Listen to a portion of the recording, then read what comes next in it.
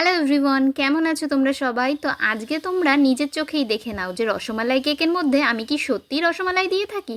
এমনিই হোমমেড কেকগুলো খেতে এত টেস্টি হয়, তার উপরে এই ফ্রেশ ক্রিমগুলো আর তার মধ্যে চার চাঁদ লাগিয়ে দেওয়ার মতো কাজ করে কিন্তু এই রসমালাই ফ্লেভারের মধ্যে আমরা অনেকটা পরিমাণেই রসমালাই দিয়ে থাকি। এই দেখো আমার হাতে কাপটা দেখছো, এটার পুরোটা যাবে এই রসমালাই এর মধ্যে।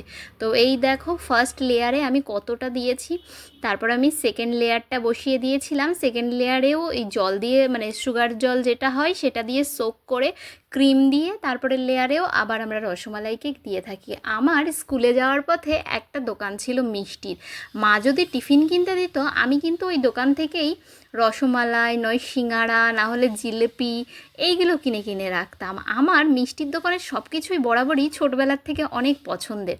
তোমাদের কার কার মিষ্টির দোকানের জিনিসগুলো পছন্দ অবশ্যই কমেন্ট করে জানিও কিন্তু।